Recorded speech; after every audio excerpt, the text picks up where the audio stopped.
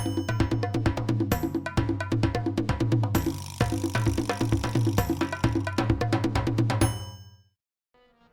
यथार्थ में ये जानकी जी का ही चरित्र है। श्रीमद् वाल्मीकि रामायण में महर्षि वाल्मीकि ने लिखा है कि कृत्स्नम रामायणम काव्यम सीतायाश्चरितम महत।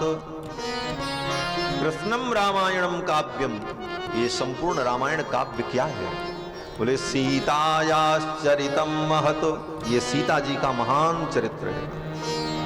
नाम तो रामायण है, लेकिन ये मूलतः श्री जानकी जी का चरित्र है। बोलो श्री सीता रामचंद्र भगवान की जय। तो बंधुओं, श्री जानकी जी की गोद में बैठकर श्री जानकी जी के ही पावन चरित्र का हम लोग आस्वादन कर रहे हैं। कल के प्रसंग में आप सभी लोगों ने श्रवण किया कि श्री याज्ञवल्क्य जी महाराज ने भरद्वाज जी को भगवान शिव के चरित्र को सुनाना प्रारंभ किया। भगवती सती ने भगवान के चरित्र को देख करके संदेह किया। नारायण बोलो श्री सीता रामचंद्र भगवान की जय। नारायण नारायण नारायण श्रीमन्नारायण श्रीमन्नारायण नारायण नारायण श्रीमन्नारायण नारायण नारायण श्रीमन्नारायण नारायण नारायण श्रीमन्नारायण नारायण नारायण श्रीमन्नारायण नारायण नारायण श्रीमन्नारायण नारायण नारायण भजमन नारायण नारायण नारायण भजमन नारायण नारायण नारायण श्रीमन्नारायण नारायण नारायण श्रीमन्नारायण नारायण नारायण श्रीमन्नारायण नारायण नारायण श्रीमन्नारायण नारायण नारायण श्रीमन्नारायण नारायण नारायण श्रीमन्नारायण नारायण नारायण नारायण नारायण नारायण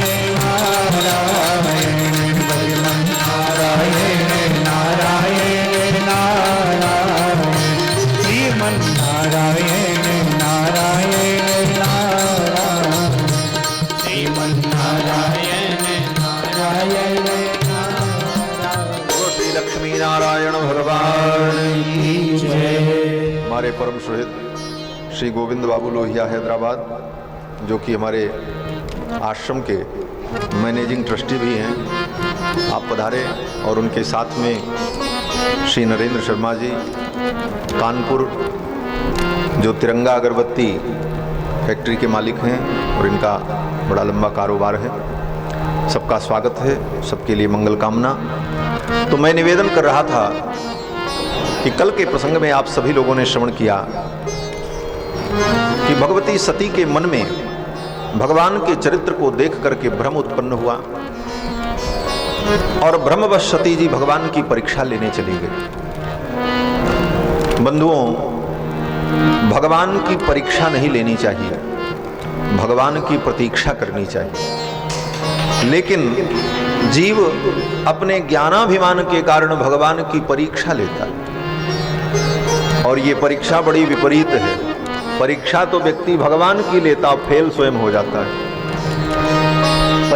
परीक्षा लेने वाला फेल होता है, अन्यत्र तो परीक्षा देने वाले के लिए फेल की समस्या होती है, लेकिन भगवान की परीक्षा लेने जो चलता है वो स्वयं फेल हो जाता है। सती जी की ऐसी स्थिति हुई।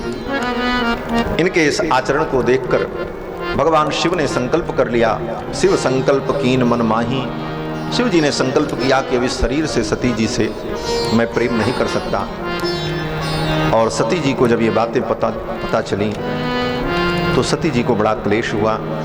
भगवान शिव 87,000 वर्ष तक समाधि में ही बैठे रहे और सती जी भगवान शिव के वियोग की अग्नि में जलती रही। देखो, जो भगवान की परीक्षा लेता है उसको जलना पड़ता है। भगवान की परीक्षा लिया सती ने तो इनको एक बार नहीं, 2 बार नहीं, 3 बार नहीं, 4 बार जलना पड़ा। एक तो भगवान शिव के वियोग की अग्नि में इनको 87,000 वर्ष तक जलना पड़ा। पिता के भवन में जाने पर इनका अपमान हुआ तो उस अपमान की अग्नि में जलना पड़ा। अपमान को देख करके दारुण क्रोध उत्पन्न हुआ तो क्रोध की अग्नि में जलना पड़ा और अंत में योग अग्नि में अपने शरीर को जला करके दग्ध कर दिया। 87,000 वर्ष बाद भगवान शंकर ने जब समाधि त्यागी, बीते संवत 87 तजी समाधि शंभु अविनाशी। बीते संवत 87, बीते संवत 87, तजी समाधि शंभु अविनाशी। तजी समाधि शंभु अविनाशी। राम नाम शिव सुमिरन लागे, राम नाम शिव सुमिरन लागे। जाने सती जगत पति जागे, जाने सती जगत पति जागे, जाने सती जगत पति जागे।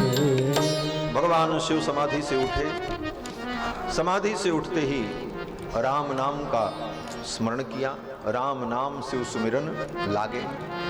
सती जी ने जाकर के भगवान को प्रणाम किया, भोलेनाथ को, और प्रणाम जब किया तो भगवान शंकर ने सती जी को अपने सामने बैठाया। सन्मुख शंकर आसन दीना, अपने वामांग में नहीं बैठाया। स्त्री को तो पत्नी को बाएं भाग में बैठने का अधिकार है, वामांगी कहलाता है, लेकिन भगवान शिव ने हृदय से इनको त्याग दिया, इसलिए पत्नी की दृष्टि से देखा ही नहीं, सम्मुख बैठाया।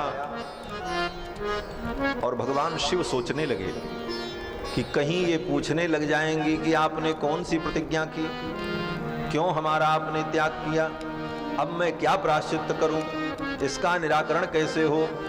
इन सारे प्रश्नों को अगर ये उपस्थित करेंगे तो मुझे उत्तर देना पड़ेगा, और इस उत्तर से बचने का यही उपाय है कि भगवान की कथा शुरू कर दो। जब कथा शुरू हो जाएगी तो बीच में न कोई कुछ पूछ पाएगा, न कुछ बोलने का मौका लगेगा। लगे कहने हरि कथा रसाला, लगे कहने हरि कथा रसाला। दक्ष प्रजेश भयते काला, दक्ष प्रजेश भयते काला। लगे कहन हरि कथा रसाला, भगवान की कथा प्रारंभ करें। देखो, व्यथा से अगर बचना है तो भगवान की कथा का आश्रय लेना। व्यथा क्या है? बोले महाराज, हम अपनी व्यथा से तो परेशान ही रहते हैं, और दूसरा कोई मिलता है तो वो अपनी व्यथा सुना करके और परेशान कर देता है। तो अपनी व्यथा को भी भुलाना हो और दूसरे की व्यथा को भी भुलाना हो तो एक ही उपाय है कि भगवान की कथा करने लग जाओ। भगवान की कथा में बैठ जाओ, कथा का चिंतन करो, व्यथा अपने आप चली जाए। भगवान शंकर ने कथा प्रारंभ की। उसी समय दक्ष प्रजापति को प्रजापतियों का अध्यक्ष चुना गया। दक्ष प्रजापति सती के पिता हैं। इनको सभी प्रजापतियों ने अपना अध्यक्ष चुन लिया। अध्यक्ष पद की प्राप्ति होने पर दक्ष प्रजापति को अभिमान हो गया कि अब तो मैं प्रजापतियों का अध्यक्ष हूं। पद मिलने पर अभिमान हो ही जाता है। शायद ही कोई बिरला प्राणी ऐसा हो जिसको पद प्रतिष्ठा मिलने पर अभिमान न हो। नहीं को अस जन्मा जग माही, प्रभुता पाई जाई मद नाही। और अभिमान जब आता है तो अभिमान ही पतन का कारण बनता है। अभिमान को शास्त्रों में सुरापान के समान कहा गया। शराब पीने पर जैसे नशा हो जाता है, उसी तरह अभिमान आने पर व्यक्ति को नशा हो जाता है। अभिमानम सुरापानम, अभिमानम सुरापानम गौरवम घोर रौरवम। और गौरव, अपने को गौरवान्वित अनुभव करना कि हम बड़े गौरवशाली हैं, ये क्या है? बोले यह भी अभिमान का ही एक रूप है। और हम बड़े गौरवान्वित हैं, बड़े गौरव का अनुभव कर रहे हैं, अगर ऐसा मन में आवे तो समझ लो तुम्हारे लिए रौरव नरक का दरवाजा खुला हुआ है। गौरवम घोर रौरवम। और प्रतिष्ठा सुकरी विष्ठा। प्रतिष्ठा सम्मान, सम्मान के लिए मरते रहते हैं और प्रतिष्ठा के लिए लालायित हैं। वो प्रतिष्ठा अगर जीवन में मिली तो प्रतिष्ठा तुम्हें अभिमान देगी। और वो प्रतिष्ठा क्या बनेगी? आचार्य कहते हैं प्रतिष्ठा सुकरी विष्ठा। वो प्रतिष्ठा सुअर के मल के समान है, सुकरी विष्ठा। तो क्या करें? बोले तस्मात् एतत्त्रयम् त्यजेत। इसलिए भक्त को चाहिए कि इन तीनों चीजों का वो त्याग करे। सम्मान, अभिमान और गौरव प्रतिष्ठा, ये तीनों भक्ति में बाधक। एक जगह पर ऐसा भी कहा गया है कि जाति विद्या महत्वं च रूप यौवनमेव च यत्नेन परित्याज्याः पंचैते भक्ति कंटकाः। भक्ति के 5 कांटे हैं। भक्ति के मार्ग पर चलने पर 5 कांटे मिलते हैं, उनसे बचना पड़ता है। ये 5 कांटे कौन कौन हैं? बोले जाति विद्या महत्वं च। अपनी जाति का अभिमान कि हम ब्राह्मण हैं, हम क्षत्रिय हैं, हम वैश्य हैं, हम अमुक हैं। अपने कुल और वंश का अभिमान अगर होता है तो यह भी भक्ति में बाधक है। जाति विद्या, विद्या का अभिमान भी नहीं होना चाहिए। विद्या का अभिमान आएगा तो विद्या तुम्हारे जीवन में विवाद उत्पन्न कर देगी। विद्या विवादाय धनम मदाय। जाति विद्या महत्वंच। अपने महत्व का अगर बोध हो गया कि हम बड़े महिमाशाली हैं तो यह भी भक्ति का कंटक है। जाति विद्या महत्वंच रूप यौवनमेव च। अपने रूप का अभिमान आ गया तो यह भी भक्ति का कांटा है। यौवनमेव च। अपनी जवानी का अभिमान हुआ कि हम तो बड़े जवान हैं, सौष्ठव युक्त हैं, इत्यादि भाव अगर हृदय में आए तो ये भक्ति के बाधक हैं। यत्नेन परित्याज्याः पंचैते भक्ति कंटकाः। यत्न पूर्वक इनका त्याग करना चाहिए क्योंकि ये भक्ति के कांटे। दक्ष प्रजापति को भी अभिमान आ गया कि मैं तो प्रजापतियों का अध्यक्ष हूं। एक दिन प्रजापतियों का सम्मेलन हुआ, सब प्रजापति बैठे थे। ये प्रजापति का मतलब समझो भगवान की कैबिनेट, पूरा मंत्रालय, बड़े बड़े जो विभाग संभालने वाले लोग, तो वो सब प्रजापति लोग बैठे, सम्मेलन चल रहा था। दक्ष प्रजापति अध्यक्ष थे। वो थोड़ी देर बाद आए क्योंकि बड़े नेता तो बाद में आते हैं, लेट आते हैं। बाद में पहुंचे, सब लोगों ने उठ करके उनका स्वागत किया। अध्यक्ष जी आ गए, लेकिन भगवान शंकर और भगवान ब्रह्मा ये दोनों अपने आसन से नहीं उठे। ब्रह्मा जी इसलिए नहीं उठे कि ब्रह्मा जी ने सोचा कि दक्ष प्रजापति भले प्रजापतियों का अध्यक्ष है, लेकिन है तो मेरा बेटा, अब मैं इसके सामने क्या करूं।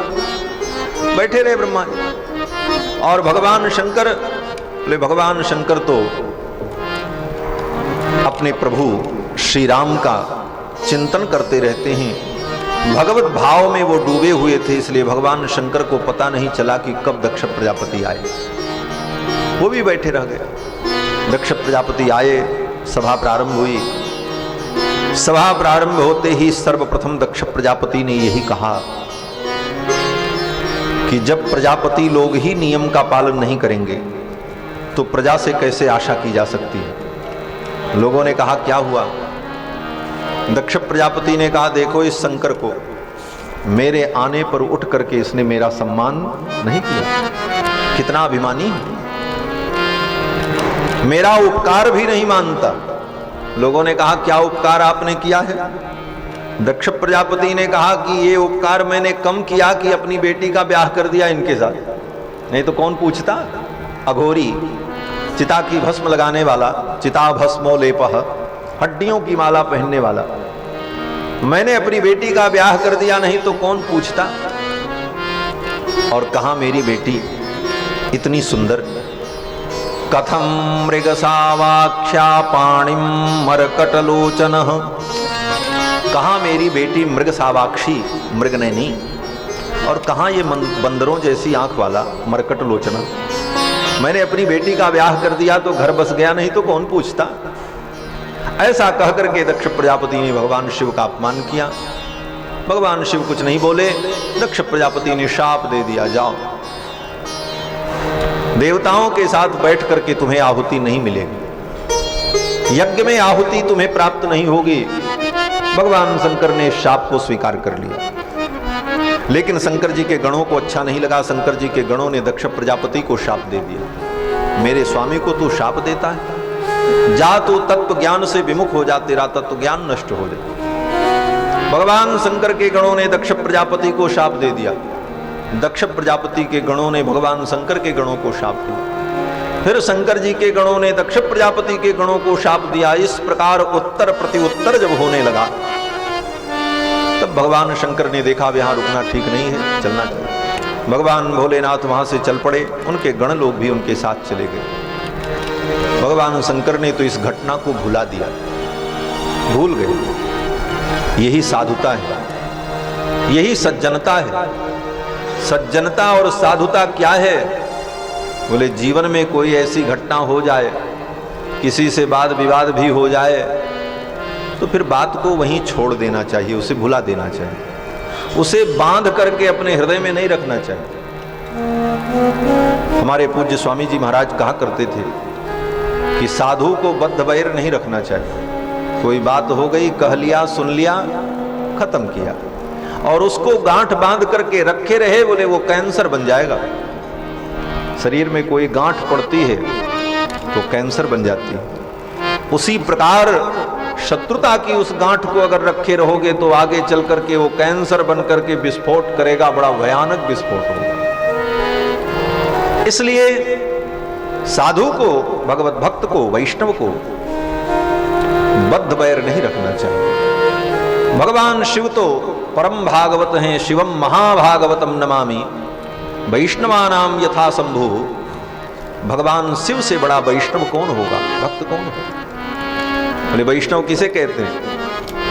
बोले जिसके गले में तुलसी की माला हो, मस्तक पर पुंड्र हो, जो भगवान का चरणामृत लेता हो, भगवान के नाम का जप करता हो, वो वैष्णव।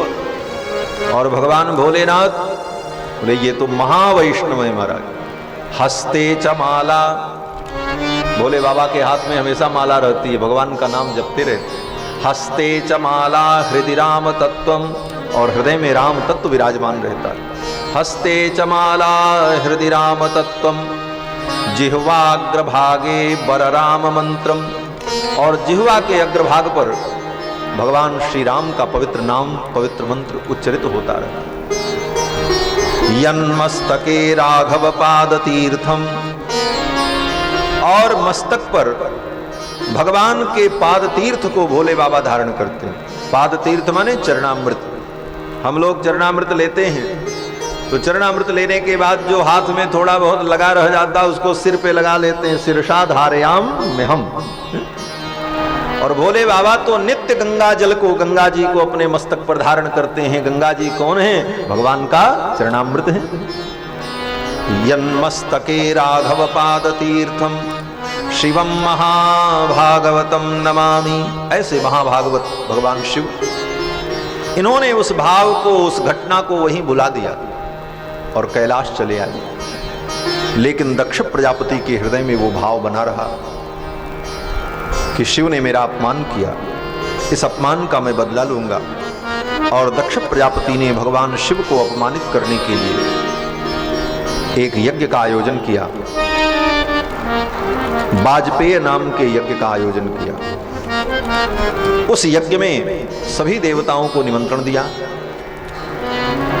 भगवान शिव को निमंत्रण नहीं दिया, ब्रह्मा जी को निमंत्रण नहीं दिया और विष्णु भगवान को नहीं दिया, बाकी सबको निमंत्रण दिया। सब देवता लोग उस यज्ञ में सम्मिलित होने के लिए विमान में बैठ करके गीत गाते हुए चल पड़े। सती बिलो के व्योम विमाना, सती बिलो के व्योम विमाना, जाति चले सुंदर विदिनाना, जाति चले सुंदर विदिनाना, सती बिलो के व्योम विमाना, सती बिलो के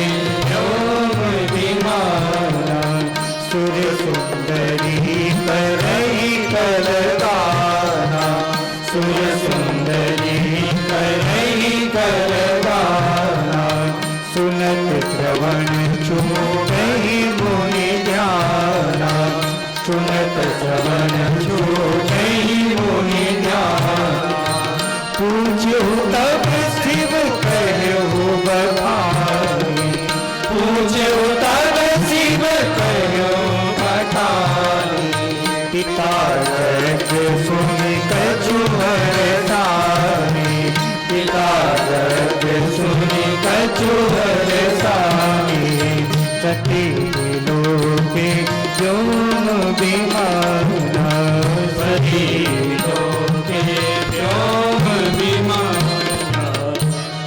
देवता लोग विमान में बैठकर आकाश मार्ग से दक्ष प्रजापति के यज्ञ में सम्मिलित होने के लिए जा रहे हैं और कैलाश के ऊपर से ही जा रहे हैं। ये देवताओं की भी मानसिकता बड़ी छोटी है। मगर क्या छोटी मानसिकता है? बोले देवताओं को पता है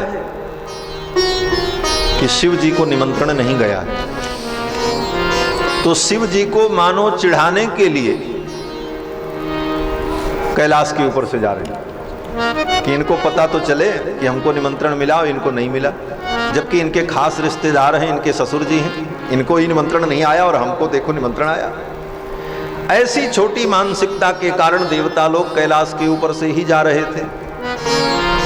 जाने के लिए दूसरे रास्ते भी थे, कोई ट्रेन तो थी नहीं कि ट्रैक पर ही चलेगी, विमान था। आकाश इतना लंबा चौड़ा है, अनंत है, किधर से भी घूम के चला जाए विमान। लेकिन जानबूझ करके देवता लोग कैलाश के ऊपर से ही जा रहे थे कि शंकर जी देखेंगे, फिर सती देखेंगी, दोनों के मन में क्लेश होगा।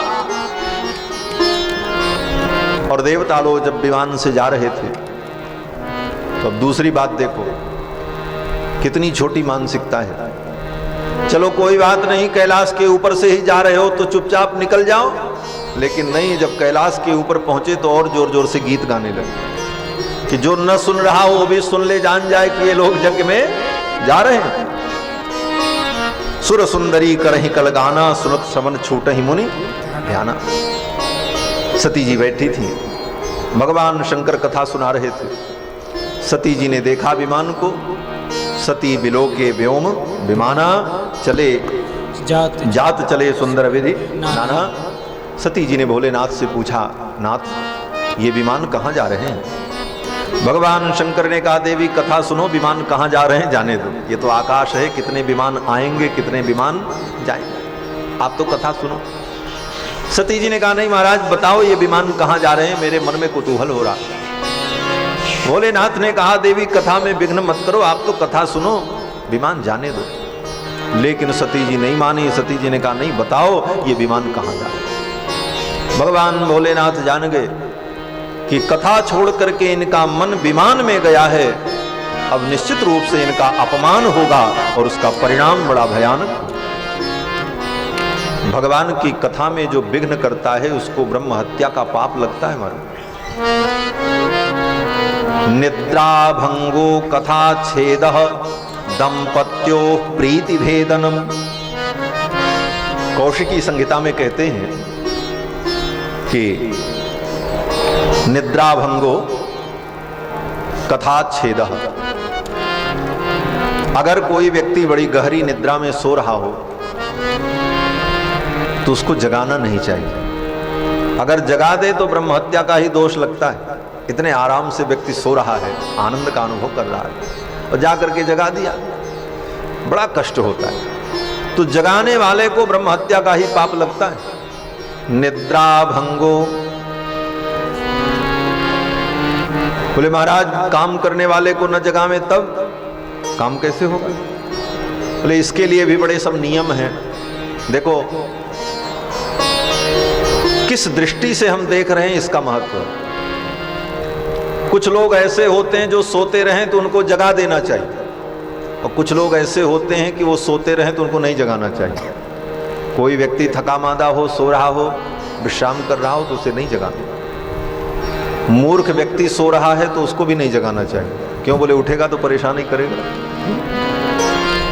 दूसरे का कुत्ता अगर सो रहा है तो चुपचाप निकल जाओ, जगाओगे तो तुम्ही को दौड़ाएगा।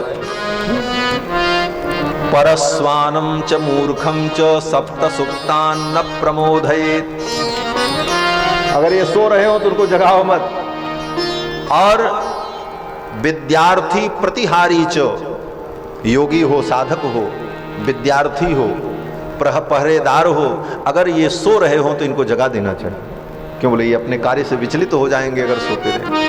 तो कहां पर क्या करना है शास्त्र सब विषयों में निर्देश करता है। तो सामान्यतया कोई व्यक्ति विश्राम कर रहा हो तो उसे जगाना नहीं चाहिए। निद्रा भंग करने पर ब्रह्म हत्या का दोष लगता है। और कथा छेदो, व्यक्ति कथा सुन रहा हो, बड़ी सुंदर कथा चल रही हो, सुनाने वाला व्यक्ति भाव विभोर होकर के सुना रहा है, सुनने वाले सुन रहे, लेकिन उसी बीच में अगर कोई व्यक्ति बाधा उत्पन्न कर दे तो बाधा उत्पन्न करने वाले उस व्यक्ति को भी ब्रह्म हत्या का ही पाप लगता है। निद्रा भंगो कथा छेद दंपत्यो प्रीति भेदनम। पति पत्नी के बीच में बड़ा प्रेम है, देखने वाले जल रहे हैं, तो देखने वाले सोचते हैं कुछ ऐसा करो कि दोनों में झगड़ा हो जाए। तो जो व्यक्ति अपनी कुटिलता के कारण पति पत्नी के प्रेम में खलल उत्पन्न करता है, इधर की बात उधर करके, उधर की बात उधर करके दोनों में झगड़ा करा देता है, ऐसे व्यक्ति को भी ब्रह्म हत्या का पाप लगता है। तो सती जी ने कथा में भेद उत्पन्न कर दिया। सती जी ने कहा ये विमान कहां जा रहे हैं आप बताओ। भगवान शिव को अच्छा नहीं लगा। भगवान शिव ने कहा तुम्हारे बाप यज्ञ कर रहे हैं, उसी में सब विमान जा रहे हैं। पिता का नाम सुनते ही सती जी को बड़ी प्रसन्नता हुई। पिताजी के घर में यज्ञ हो रहा है, मुझे भी जाना चाहिए। सती जी ने कहा महाराज आप भी चलो, मेरे पिता के घर में यज्ञ हो रहा है। बोले बाबा ने कहा निमंत्रण नहीं आया है। सती जी ने कहा महाराज आपने कथा में सुनाया था कि अनाहूतो ध्वरम ब्रजेत, यज्ञ में बिना बुलाए जाना चाहिए। तो पिता के घर में यज्ञ हो रहा है, निमंत्रण की क्या जरूरत है? और ऐसे भी नियम है पिता के घर में, मित्र के घर में, अपने गुरु के घर में कोई उत्सव हो तो निमंत्रण की अपेक्षा नहीं करनी चाहिए, बिना बुलाए जाना चाहिए। भगवान शंकर ने कहा सती जी आपकी बात तो ठीक है, लेकिन अगर कोई विरोध माने तो वहां पर नहीं जाना चाहिए। तदपि विरोध मान जह कोई, तदपि विरोध मान जह कोई, कहाँ गए कल्याण न होई, कहाँ गए कल्याण न होई, तदपि विरोध मान जह भी विरोध मान जह कोई। भगवान शंकर ने कहा अगर कोई विरोध मानता है तो वहां नहीं जाना चाहिए, और अगर व्यक्ति जाएगा तो तहां गए कल्याण न होई, कल्याण नहीं होई। सती जी ने कहा नहीं मैं तो जाऊंगी। भोले बाबा ने कहा जाना उचित नहीं है। भोले बाबा ने तो यहां तक कह दिया कि हे देवी, अगर मेरे वचनों की अवहेलना करके आप वहां जाओगी तो आपका अमंगल।